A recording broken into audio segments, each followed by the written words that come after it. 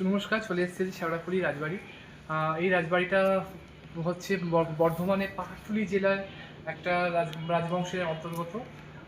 জানা যায় এটা খুব পুরনো একটি রাজবাড়ি, মানে 11th সেঞ্চুরি থেকেই হয়তো আছে এদের রাজবাড়ি, কিন্তু অতটা জানা যায় না। 1800 মানে 18th সেঞ্চুরিতে এই বাড়িটি প্রতিষ্ঠা করেন হচ্ছে রাজা মনোহর রায়।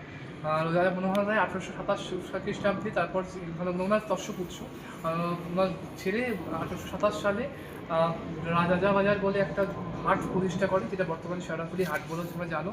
এছাড়াও হচ্ছে বর্তমানে যেটা শেওড়াফুলি ফাঁড়ি, এবং আমাদের এই পাশে লাগোয়া যে স্কুলটি দেখা যাচ্ছে সুরেন্দ্রনাথ বালিকা বিদ্যালয়, এই বিদ্যালয়টি ছিল এই রাজবাড়ির অন্তর্গত।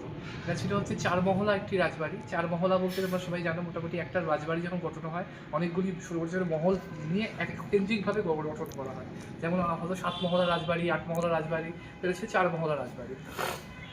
মুঘল আমলে জানা যায় আকবর কি জাহাঙ্গীরের আমলে ওনারা হয়ে ওঠেন হচ্ছে এখানে 6000ই মনসবদার, অর্থাৎ 6000 সৈন্য সাপ্লাই। তখন তো মানে সৈন্য সাপ্লাই দেওয়াটাই ছিল প্রধান কাজ, আর তাদের মধ্যে ছিল 6000 যে সৈন্য সাপ্লাই দিতে পারতেন হচ্ছে এই রাজবংশ। অর্থাৎ তোমরা বুঝতেই পারছো কতটা এটা একটা কতটা শক্তিশালী একটা রাজা ছিলেন। তো ওনার পরে যে হচ্ছে গিরীন্দ্রচন্দ্র, ওনার যে একদম মানে শেষ দিকের যে রাজা ছিলেন, তিনি প্রতিষ্ঠা করেছিলেন বর্তমান বৈদ্যবাটী মিউনিসিপ্যালিটি। মানে আমাদের যে এই শেওড়াফুলিতে এই রাজবংশের কিন্তু কৃতিত্ব অপরিসীম।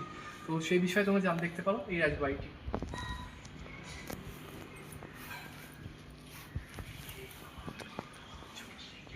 ছড়িয়ে ছিটিয়ে আছে আমাদের আশপাশে অনেক ইতিহাস।